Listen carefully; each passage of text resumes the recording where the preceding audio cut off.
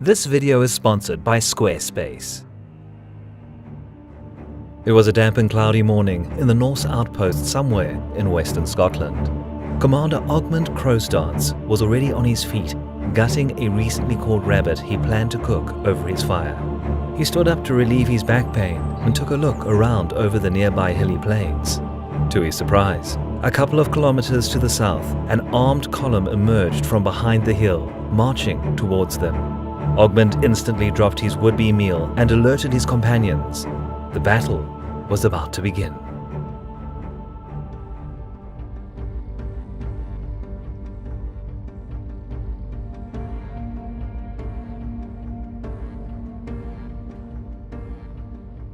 It's early summer of the year 1249. For the last 35 years, the medieval kingdom of Alba has been ruled by Alexander II of the House of Dunkeld, whose main ambition has been to capitalize on the deeds of his forebears and enhance royal control in the region. Throughout his career, Alexander managed to subdue the semi-independent country of Argyll and quell revolt in Galloway. He even laid claim to the northern English counties, but eventually reached a compromise with the English king, sealing the course of the border by signing the Treaty of York in 1237. By 1244, when Alexander's matters with the English were solved for good, the ambitious king of the Scots had already begun to turn his focus to the northwest, and he became increasingly interested in the Hebrides, a diverse archipelago off the west coast of the Scottish mainland. At the time, the archipelago formed part of the Norse kingdom of the Isles, a dominion of Håkon the Old, king of Norway. At first, Alexander pursued a more civilized way to gain control over the Western Isles and made a number of offers to simply buy them. Håkon staunchly rejected these requests, as he considered the Hebrides a Norse territory and he was determined to keep control of the region. Unwilling to give up on his ambition, Alexander eventually resorted to warfare to win the region. He mustered an armed contingent in June of 1249 and prepared to exert his dominance over the Western Isles. But this campaign was never to depart the Scottish mainland. Alexander contracted a fever and his condition rapidly worsened. All too suddenly, on the 6th of July, the King of the Scots died, and the Scottish ambitions died with him. This was an unfortunate event for the Kingdom of Alba, as Alexander's only son, conveniently also named Alexander, was a 7-year-old boy who initially was simply an insignificant figure in what was ultimately the power struggle between the Scottish nobility.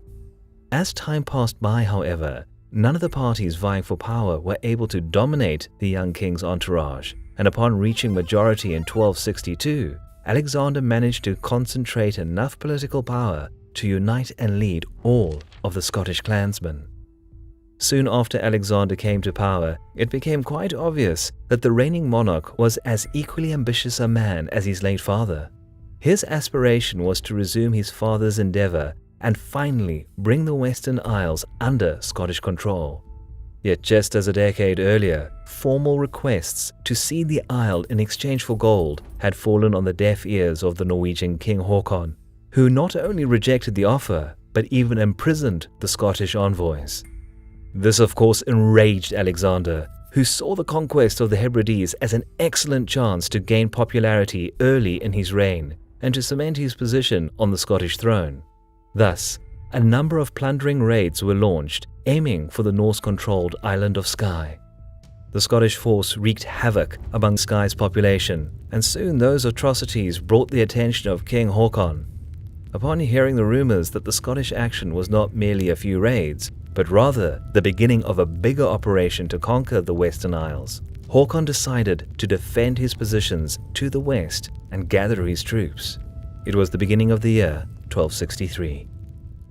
A sizable fleet of over 120 Leidang warships departed Bergen in the beginning of July, setting sail to Scotland to curb the ambitions of the Scottish king. About 3 weeks later, Håkon's ships reached Orkney and then sailed through the outer Hebrides, enlisting some of his liegemen on the go. Eventually, the Norse fleet entered the Firth of Clyde and landed on the Isle of Arran, where they set camp. From there, Håkon sent raiding parties to ravage nearby settlements and awaited a response from the King of the Scots. But Alexander seemed to be unprepared for the upcoming encounter. His army was still being assembled, and even with full numbers he could not hope to gain the upper hand against the superior numbers that the Norwegian king had brought to Scotland. Thus, Alexander's envoys were tasked with a mission to possibly delay the Norwegian host, at least until autumn. Luckily for the Scots, the talks lasted until late September, when Håkon relocated his main camp to another island some distance to the north, closer to the mainland. A mere 2 days later, on the night of the 30th of September, a violent storm occurred that battered the Norwegian ships berthed on the shore. A number of Håkon's men drowned, but what was worse, many of his boats were blown away onto the hostile Scottish mainland, just south of the town of Largs. The Norse couldn't afford abandoning these vessels, as they were essential for the mobility of the army, so a small force sailed to the Scottish shore to salvage the ships and the cargo. Unsurprisingly, Scottish scouts were well aware of these events, and as soon as the Norse landed, they came under the attack of archers and slingers raining projectiles down upon them. The Norse, upon conceding some losses, managed to hide behind the boats until King Håkon, seeing the disturbance on the other side, rushed his men and landed a significant force to relieve and protect the repair crews, compelling the harassing Scots to flee. A unit of 200 men under Ogmund Croasdance was positioned on a nearby hillock, overlooking the southerly approach when the rest of Håkon's men set a camp for the night and focused on protecting the boats at the beach. Although the night was calm and uneventful, the very next day the Norwegian force was met with an even greater challenge. Early in the morning of the 2nd of October, a several thousand strong Scottish contingent sent by King Alexander was spotted by Ogmund's men approaching from the south. The Norsemen rushed to their position, preparing to defend the hillock. Soon, the fighting ensued between the vanguards, but Ogmund quickly realized that the rest of the Scottish troops were marching straight to the beach. To avoid possible encirclement, he commanded a withdrawal, even though his troops were probably standing firmly up to this moment. The retreat, albeit orderly at first, gradually plunged into disarray, which soon caused some panic among Håkon's ranks at the beach, seeing their kin running. Just behind Ogmund's men, several thousand Scots were marching to meet the enemy. Håkon already knew that he would not stand a chance to stop the Scottish with just a fraction of his own army present, and so he sent some of his men forward to delay the opponent, while the rest hastily prepared all seaworthy boats for their departure. Subsequently, the two sides clashed in an uneven battle. The Norsemen did their best to stop the enemy from reaching the ships, but the Scots, apart from their superior numbers, also had 100 or more heavy cavalrymen at their disposal, which played a decisive role in quickly pushing back the Norwegian footmen. Soon, as their line grew weaker, losses on the Scandinavian side mounted. A general retreat to the remaining boats followed, while the Scottish troops rushed to inflict as much damage as possible. Although the good part of his crew managed to escape, it was a significant defeat for Håkon, who was forced to leave behind boats, men, and supplies in the wake of the surprise attack launched by the King of the Scots. He still had a considerable number of troops under his command, scattered in the area, but it was eventually decided to not tempt their fate, and the Norse fleet retreated back to Orkney to resupply over winter and plan the campaign for the next year.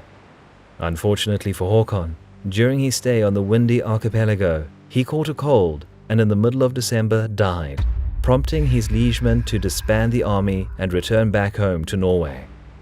The death of the Norwegian king was an opportune event for Alexander. While we could call Alexander lucky, we ought to admit that he wisely chose the right moment to leverage his luck and to strike the Norwegian invading army in order to yield the maximum possible results. In the end, Alexander's strategy proved to be effective, as 4 years later Håkon's son and the next king of Norway, Magnus the Lawmender, agreed to trade the Hebrides and the Isle of Man to Alexander in exchange for a yearly payment and a considerable sum of silver. This deed helped Alexander to achieve a strong position on the throne, from where he firmly ruled the kingdom for the next 20 years as the last ruler of House Dunkeld, before the turbulent times of the early 14th century. This video is sponsored by Squarespace. If you're looking for an all-in-one platform to build awesome websites with tons of functionality, then Squarespace is what you're after. With great features such as vibrant and versatile design via modern templates, meaning that your site will look amazing on any browser or device. Video backgrounds, so that like you, your site is always on the move. But without a doubt, the most powerful weapon in your Squarespace arsenal is the integrated analytics, providing detailed reports on your site's activities. Click on the link in the description below. Visit squarespace.com/BazBattles, and not only will you be supporting our channel, but you will save 10% on your first site content purchase. Building a web presence has never been easier thanks to Squarespace.